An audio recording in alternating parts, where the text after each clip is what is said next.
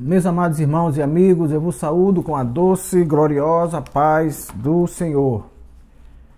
Queremos mais uma vez renovar nossa gratidão ao nosso Deus, que nos concede mais este dia, que nos concede a disposição e a inteligência para estarmos novamente fazendo aquilo para o que fomos chamados. Graças a Deus que estamos terminando quarto trimestre da Escola Bíblica Dominical, com saúde e gozando também da tua ajuda, do teu companheirismo. Deus abençoe você e a sua vida, a sua família. Você que é inscrito do canal, que Deus abençoe, que você possa ter um tempinho para assistir aos vídeos, compartilhá-los com seus amigos, nos grupos dos seus parentes, da igreja. Que Deus abençoe você. Quero renovar minha gratidão a você, aluno da Escola Bíblica, a você que é superintendente da Escola Bíblica Dominical. E neste ato quero parabenizar o presbítero Marcelo Conceição por ter assumido a superintendência da escola lá no Augusto Franco. Nós temos aos domingos sempre uma igreja aberta para a Escola Bíblica. Se você mora perto de uma delas, será um prazer para nós saber que você esteve lá aprendendo a palavra de Deus. Se você está ali pela Rua de Bahia, você pode frequentar o Templo Central. Neste final de semana, neste domingo, não haverá escola bíblica. Se você mora ali pela região da Farolândia, eu convido você a estar no Augusto Franco. Também não teremos escola bíblica, mas teremos a festividade das senhoras, que também vai elevar o seu espírito ao nosso Deus. Quero adorar a Deus pela sua grandeza, pela sua gentileza de me conceder a vida e a vitória para estar aqui nesse momento. Nós estudaremos a lição de número 4 para este dia 27 de outubro de 2024. A promessa e obediência é a nossa temática de hoje. O texto áureo diz: se me amardes, guardareis os meus mandamentos. João 14:15. A verdade prática. A obediência a Cristo demanda bênçãos espirituais que influenciam diversas áreas da vida. Meus amados irmãos, este trimestre da Escola Bíblica está sendo comentado pelo pastor Elinaldo Renovato, lá da Convenção do Rio Grande do Norte.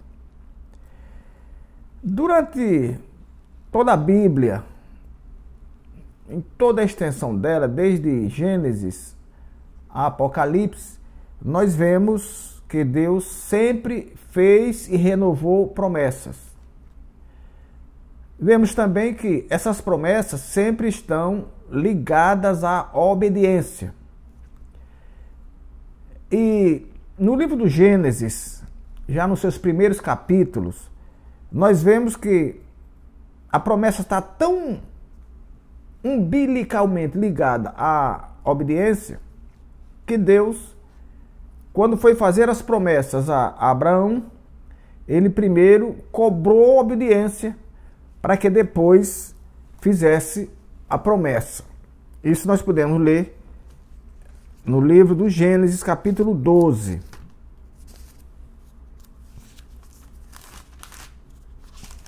Gênesis 12. Diz assim: Deus chama Abrão e lhe faz promessas. Ora, o Senhor disse a Abrão: sai-te da tua terra. Isto é, um chamado à obediência. Sai da tua terra. E da tua parentela. Por que Deus, ele detalha aqui: sai da tua terra, que era lá na Mesopotâmia, e da tua parentela? Porque a Bíblia diz que tanto Abraão quanto seus parentes eram idólatras. Josué diz isso no capítulo 24, versículo 2, que eles serviam a outros deuses. Então Deus manda que ele saia da terra e saia também do meio da parentela, do meio dos parentes, e da casa de teu pai, para a terra que eu te mostrarei.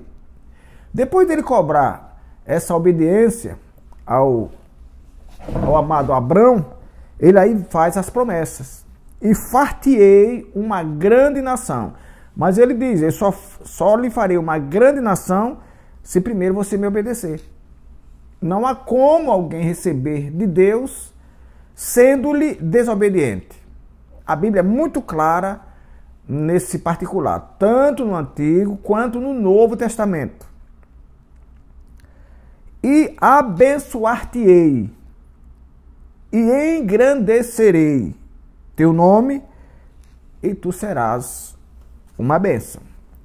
Então veja que não há espaço para desobedientes nas promessas de Deus. Todos aqueles que queiram alcançar as promessas de Deus devem ser-lhe obedientes. Deve ser obediente. Então nós temos a obediência no Antigo Testamento. Abraão e as promessas de Deus. No concerto lá de Horebe. Horebe foi um dos pontos por onde o povo de Deus passou. Eles estavam há apenas 3 meses da saída do Egito. E ao sair do Egito, Deus logo lhe faz promessas. E da mesma forma que ele fez com Abrão, vindo lá de Ur dos Caldeus, ele faz aqui também, ele cobra promessa. Em Êxodo capítulo 19 e versículo 5 e 6, quer dizer, ele cobra promessa não, ele cobra obediência. A obediência sempre estará ligada à promessa ou vice-versa. 19, 5 e 6. Agora, pois, se diligentemente ouvirdes a minha voz e guardardes o meu concerto, então sereis minha propriedade particular ou peculiar dentre todos os povos. Veja que lá em Gênesis, Deus fala diretamente a Abrão, a uma pessoa. Aqui ele já fala a um povo. O povo já estava formado, mas Deus não se esquece das suas promessas. Ele acompanha as promessas. Ele não faria uma promessa a Abrão e depois se esqueceria no longo do caminho. Ele continua lembrando. Então, se guardar meu concerto, então sereis a minha propriedade peculiar dentre todos os povos, porque toda a terra é minha. E vós me sereis reino sacerdotal e povo santo. Estas são as palavras que falarás aos filhos de Israel. Glória a Deus. Então, o Deus que faz a promessa é o mesmo que as renova. Ele renova para o nosso próprio bem. Porque não são poucas as vezes que nós temos uma promessa de alguém, quem sabe a promessa de um político, a promessa do pai, que às vezes fez uma promessa num momento impensado e depois não pode cumprir com o filho, a promessa de um governante, a promessa do chefe, do patrão. E essas coisas, às vezes, quando elas não são cumpridas, elas trazem inquietação. Se elas não forem sempre renovadas, olha, eu prometi, mas no momento eu não estou podendo cumprir, mas aguarde mais uns dias. Essa renovação da promessa é saudável para que as pessoas renovem também a esperança, a disposição a esperar. Então Deus chega lá no livro de Deuteronômio, capítulo 29, versículo 1, ele renova essa mesma promessa que ele fez. E também nós podemos levar lá para Arã, onde ele manda que ele saia do meio do povo dele, do meio da terra e da parentela. 29:1 diz assim: estas são as palavras do concerto que o Senhor ordenou a Moisés na terra de Moabe, lá há 3 meses da saída do Egito, além do concerto que fizera em Horebe.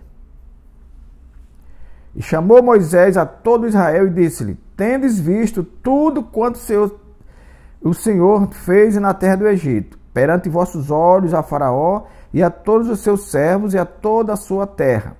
As grandes provas que os teus olhos têm visto, aqueles sinais e grandes maravilhas. Moisés está refrescando a memória do povo, dizendo o que Deus fez, os milagres que ele operou para que o Faraó liberasse o povo.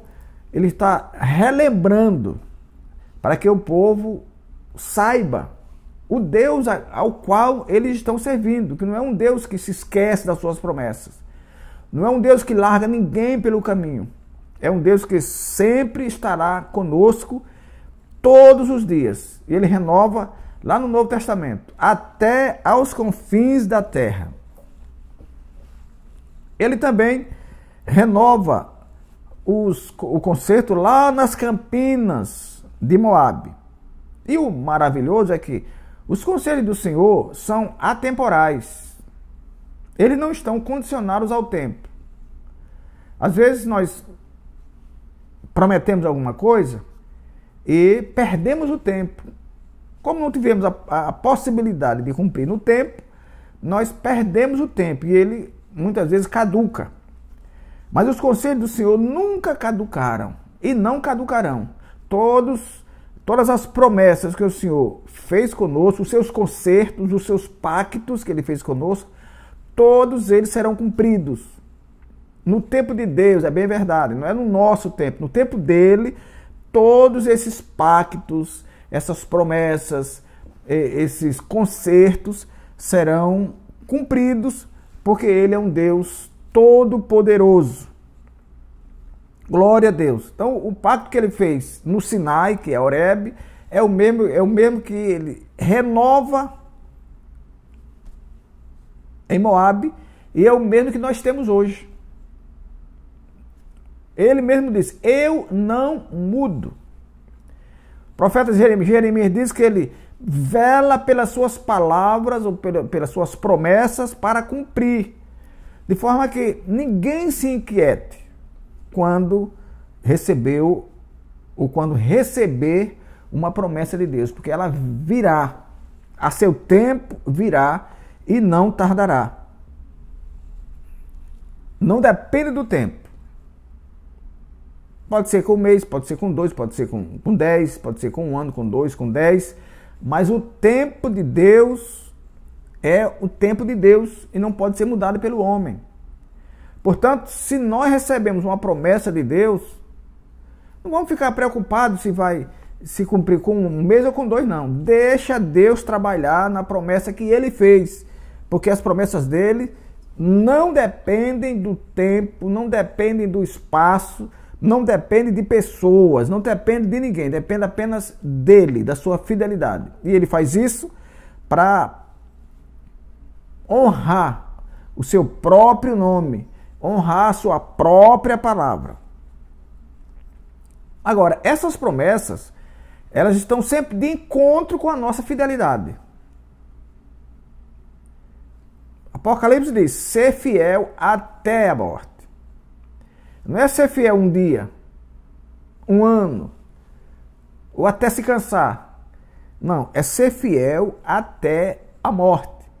Então nós vemos que as promessas de Deus são provenientes da obediência, o cumprimento delas são provenientes da nossa obediência. Glória a Deus. Então, nós devemos sempre buscar estar no lugar da bênção. Onde ele fez a promessa, ele vai cumprir. E as bênçãos do Senhor, elas são condicionadas.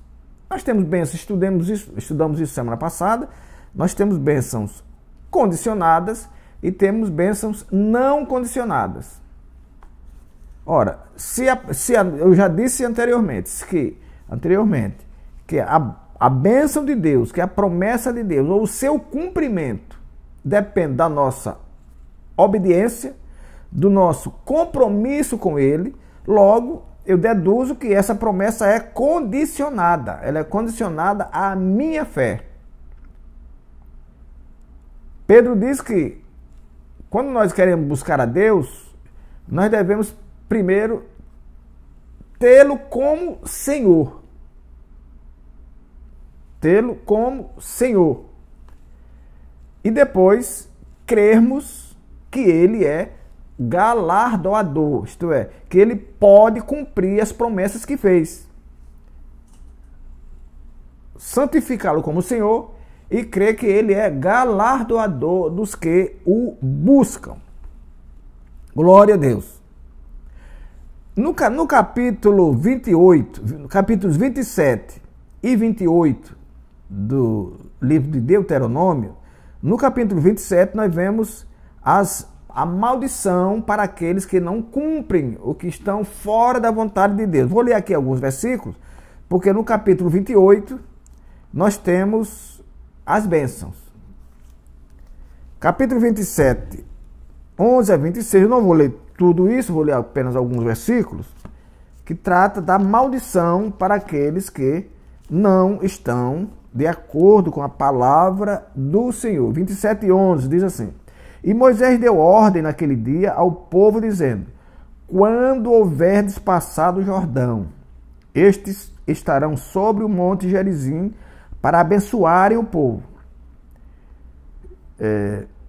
Simeão e Levi, Judá, Issacar, José e Benjamim. E estes estarão para amaldiçoar sobre o monte Ebal, Ruben, Gade, Azer, Zebulon, e Dan e Naphtali. E os levitas protestarão e a todo o povo de Israel em alta voz dirão: Maldito o homem que fizer imagem de escultura ou de fundição, abominação ao Senhor, obra da mão do artífice, e a puser em um lugar escondido. E todo o povo responderá e dirá: Amém. Então nós temos aqui, aí de maldito aquele que desprezar a seu pai ou a sua mãe, e todo o povo dirá: Amém. Maldito aquele que fizer que o cego erre o caminho, e todo o povo dirá: Amém. Maldito aquele que perverteu o direito do estrangeiro, do órfão e da viúva, e todo o povo dirá: Amém. Maldito aquele que tomar suborno para matar alguma pessoa inocente, e todo o povo dirá: Amém.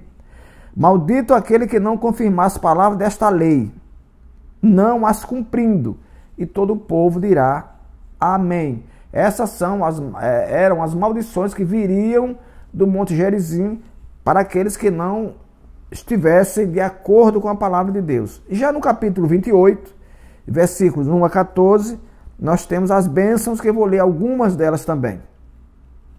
Bendito o fruto do teu ventre, e o fruto da tua terra, e o fruto dos teus animais, e a criação das tuas vacas, e os rebanhos das tuas ovelhas. Bendito o teu cesto e a tua amassadeira. Glória a Deus. Então são bênçãos aqui que o Senhor promete àqueles que estão de acordo com a sua palavra. E a obediência no Novo Testamento, elas servem ou seguem o mesmo parâmetro da obediência. Ela sempre estará buscando a obediência para que seja cumprida. Em Hebreus capítulo 8, nós vemos que já na obediência do Novo Testamento nós temos um novo concerto. e está escrito em Hebreus capítulo 8, versículo 7, que nós vamos ler. Hebreus 8, 7. Porque se aquele primeiro fora irrepreensível, nunca se teria buscado lugar para o segundo. Ele está falando aqui da nova aliança, do nascimento do Senhor Jesus. Ele está dizendo que se o concerto anterior, o concerto abraâmico, fosse irrepreensível, isto é, se estivesse totalmente perfeito, não se buscaria o segundo concerto, que é o concerto messiânico, o concerto do Senhor. Logo, nós vemos que, assim como Deus se utilizou da antiga aliança, do Antigo Testamento, para renovar o seu compromisso com as pessoas, o seu compromisso com o homem, ele traz agora a nova aliança, a era do Senhor Jesus Cristo, para renovar ainda essa aliança, isto é, para torná-lo definitivo. Aquilo que era transitório lá no Antigo Testamento, na antiga aliança, apesar da fidelidade de Abraão, apesar da fidelidade de Isaac, a fidelidade de Jacó e a promessa de Deus sobre eles, era transitório. Era transitório. Uma vez Jesus estava conversando com os escribas e fariseus, e eles disseram que eram amigos de Moisés e que criam naquilo que Moisés escreveu. E o Senhor disse: não, vocês não creem em Moisés. Se vocês crescem em Moisés, creríeis em mim, porque de mim escreveu Moisés. Então, tudo que foi escrito na lei, tudo que foi escrito no Antigo Testamento, nos mais de 600 preceitos legais, apontavam para o Senhor. Eram preceitos escritos, mas que eram transitórios, logo estavam passando. Abraão passou, Isaac passou, Jacó passou e assim por diante. Mas Jesus não passará. Então aquilo que era transitório, aquele concerto que era transitório, agora passa a ser um concerto eterno. O Senhor Jesus veio para consumar. Ele disse lá, quando estava rendendo o Espírito: tudo está consumado. Glória a Deus. Não temos mais nada agora a ser refeita. Tudo está consumado. Então Jesus é o único mediador desse concerto. Lá no Antigo Testamento, o Senhor encarregou a Abraão o caminho da bênção. Ele disse: eu vou abençoar você, vou abençoar a nação, e você agora será uma bênção. Você recebe a bênção e transfere essa bênção para outros. Ele não era um mediador. Ele era alguém que estava ali fazendo uma mediação transitória. Mas para nós hoje, Jesus é o único mediador. Glória a Deus. O bom, meus amados irmãos, é que o pacto do Senhor sempre estará na própria memória. Aquilo que Deus me prometeu lá há mais de 40 anos que eu aceitei Jesus, ainda está verdinho na memória dele. Coisas que ele já cumpriu, coisas que estão se cumprindo e outras que se cumprirão.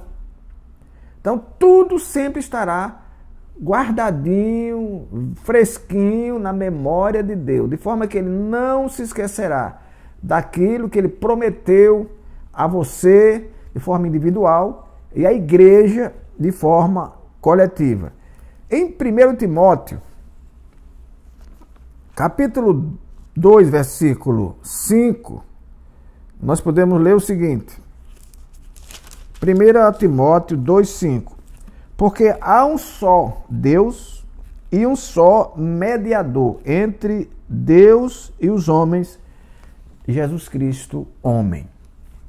Então, o pacto que se firmou lá no Antigo Testamento, ele redunda agora para que nós, tendo o único mediador, que é o Senhor Jesus Cristo, que faz essa mediação, ele faz uma espécie de ligação entre nós e Deus. Foi Ele que intermediou a nossa salvação. Foi Ele que morreu por nós. E Ele mesmo diz que nós devemos pedir ao Pai em nome dEle, de forma que Ele vai cumprir. Glória a Deus. Obediência no Novo Testamento. A obediência e fé, um dueto perfeito. Sem fé, a Bíblia diz que é impossível agradar a Deus. E a fé é algo, se nós não tivermos cuidado, nós a abandonaremos na caminhada. Porque o que é a fé, segundo a definição do escritor da carta aos Hebreus? A fé é o firme fundamento das coisas que se esperam e a prova das que não se veem. Então, eu me firmo na fé sem ver. Na semana passada, eu não sei se foi aqui ou foi na sala de aula, que eu disse que Deus fez uma promessa a Abraão, que para nós era impossível de ser cumprida, mas o escritor aos Hebreus disse que ele, não me lembro bem se foi aos Hebreus, mas a Bíblia diz que ele creu contra a esperança. Por que ele creu contra a esperança? Porque não é, naturalmente não era de se esperar que um senhor de 99 anos ainda procriasse. Não há esperança normal para isso. Também não havia esperança para uma senhora idosa, que era Sara, e ainda assim estéril. Então, sendo ela idosa e estéril, e ele sendo de 99 anos, ele creu contra a esperança. Ele creu pela fé. Ele creu que o Deus que prometeu era um Deus que poderia cumprir. Poderia cumprir. Então, a fé e a obediência, ela formam um dueto perfeito, que não se separa. João capítulo 14, versículo 15, nós podemos ler o seguinte. João 14, 15. Se me amardes, guardareis os meus mandamentos. Então, nem eu nem ninguém teria capacidade de amar alguém em quem não confiasse. Eu e ninguém teria a capacidade de guardar o conserto de alguém, guardar o pacto com alguém, se eu não confiasse. É por isso que Jesus se dirige aos discípulos e a nós. Se me amardes, guardareis os meus mandamentos. É a prova que ele quer de que nós o amamos. É quando nós guardamos os seus mandamentos. É quando nós vivemos de acordo com a palavra dele, de acordo com o evangelho. É quando nós nos fazemos novas criaturas. É quando nós nos distanciamos do mundo. Aliás, é quando nós andamos na contramão deste mesmo mundo. É quando nós rejeitamos as coisas daqui e nos ligamos única e reservadamente às coisas do Senhor. As coisas, as promessas, as bênçãos provenientes da obediência a Cristo.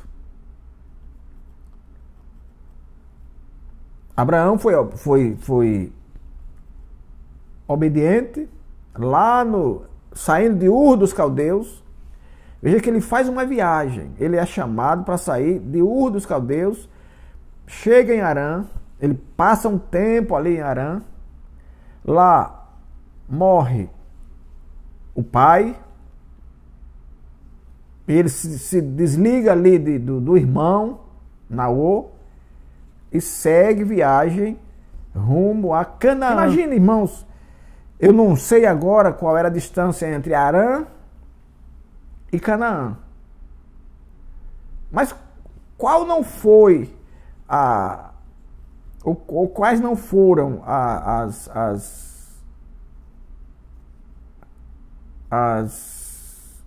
impaciências de Abrão? Caminha, caminha, caminha, caminha e não chega, caminha e não chega. Mas ele esperou com paciência. Se ele estava na vontade de Deus, ele, apesar de não chegar na hora que ele queria, ele sabia que chegaria. Ele sabia que chegaria. Porque ele tinha uma promessa, e como diz o apóstolo Paulo, fiel é o que prometeu. Logo, não há dúvida nenhuma do que toda a bênção vem por meio da obediência. Justiça e paz na obediência do novo concerto ao Senhor. Vivendo em obediência. A nossa vida é uma vida de obediência. É uma vida que nós não vivemos olhando para trás. A Bíblia diz que nós devemos olhar para cima, para nos livrarmos do inferno que está embaixo. E também devemos viver em paz. Em paz conosco mesmo. Em paz com os nossos parentes. Em paz com as autoridades. Porque quem anda escondendo crime não anda em paz. Nem com ele próprio, porque vive escarreirado, nem com os seus parentes, porque vive fora deles, nem com as autoridades, porque vive se escondendo delas. Mas o certo é que nós devemos viver em paz. João capítulo 14, versículo 27.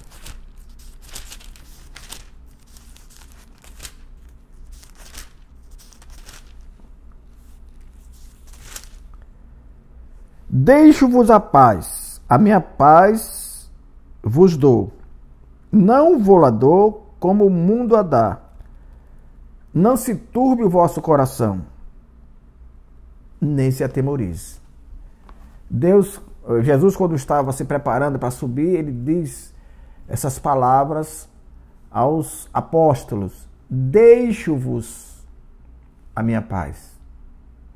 E aí ele faz uma distinção entre a paz do Senhor e a paz, a pseudo-paz do mundo. Não vou lá dou, isto é, a minha paz não é parecida com a paz do mundo. Não vou lá dou como o mundo a dá.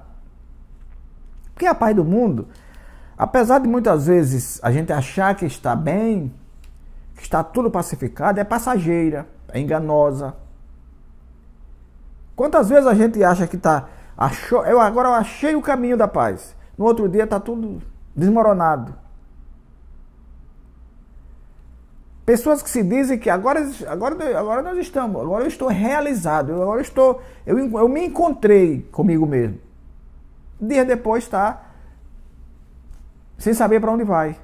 Por quê? Porque essa paz não é a paz que o Senhor dá. E a paz que Jesus dá não é a ausência de guerra, não.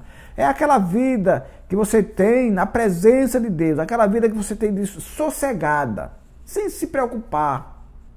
Você não vai se preocupar se amanhã vai ser rico, você não vai se preocupar se ali na frente vai ser assaltado, você não vai se preocupar se logo mais você vai morrer, porque tudo isso é possível. Mas nós estaremos livres para crer naquele que nos guarda, aquele que prometeu a cada um de nós a vitória. E quando nós temos paz, quando nós vivemos uma vida de abundante esperança, e o apóstolo Paulo diz aos Romanos que Jesus Cristo é a esperança nossa. Se eu tenho um Jesus como a minha esperança, eu tenho paz. Eu não tenho por que andar subindo e descendo, Se eu tenho um Pai, se eu tenho Deus na minha vida. E se eu tenho Deus na minha vida, eu agora tenho um coração alegre. Eu não estou falando que as pessoas têm que andar sorrindo a vida toda, porque senão seriam taxadas de doidos por aí afora. Mas a Bíblia diz que um coração alegre aformoseia o rosto. E essa alegria interior não vem das nossas vitórias, não vem da nossa inteligência, não vem da nossa saúde. Essa alegria lá no coração, lá dentro, vem de Deus. E logo, quando Jesus está no meu coração, quando Ele domina, quando Ele é o meu Senhor, quando eu vivo de acordo com os seus ditames, logo o meu rosto fica formoso, fica diferente. As pessoas de fora sentem paz quando olham para alguém cujo coração está cheio de Deus. Agora, aí essa alegria agora, ela não é condicionada a coisa nenhuma. Como eu disse antes. Não é condicionada ao seu bom emprego, não é condicionada ao que você passou no concurso, não é condicionada à sua saúde, à sua beleza, à sua fama. Não. Essa alegria lá dentro, que aformoseia o rosto, que brota no rosto, aquilo que nasce lá dentro e brota no interior, é uma alegria que não está condicionada a coisa nenhuma desta vida. É uma alegria que vem de dentro, é uma alegria que vem do Senhor.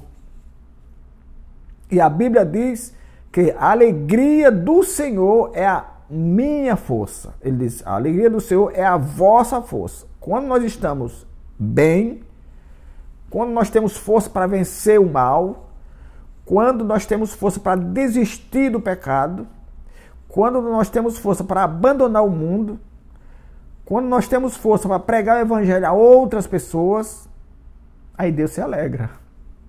Veja que nós temos a condição de alegrar o coração de Deus. É só fazermos isso. Estamos prontos para fazer o bem. Estamos prontos para arrastar pessoas da sarjeta do pecado. Para dizer às pessoas que Jesus está vindo para buscar a igreja, que de outra forma ninguém vai. Aí, quando eu estou assim, a Bíblia diz que Deus se alegra. Quando eu estou forte, quando eu não me deixo abater por qualquer coisa dessa vida. É claro que o abatimento, a tristeza, isso nunca vai se separar das pessoas viventes. Mas ela também não pode nos dominar. Eu vou ter tristeza, Jesus também teve. O próprio Deus também teve tristeza. Está lá escrito no livro de Atos do Gênesis. Quando ele viu o povo corrompido, o homem que ele criou estava corrompido, não seguia ele. A Bíblia diz que pesou-lhe o coração. Pesar é tristeza. Deus teve tristeza pelo pecado do homem. Tanto é que essa tristeza fez com que ele buscasse a forma de salvar, que foi a arca de Noé lá no dilúvio. E Jesus também se entristeceu quando encontrou lá Lázaro morto em Betânia, Maria desesperada chorando, Marta também, e os judeus que estavam lá também chorando. A Bíblia diz que ele se entristeceu e chorou. Então isso não vai faltar na vida dos viventes. Nós só não podemos viver chorando a vida toda sem esperança. Porque a Bíblia diz que o choro pode durar uma noite. Não é que ele vai durar. Tem uma música aí totalmente errada que diz que o choro dura uma noite. A Bíblia não diz isso. A Bíblia diz que o choro pode durar uma noite, mas a alegria vem ao amanhecer. Então, quando você tem promessa, mas mesmo assim está sem esperança, às vezes chorando fora de hora,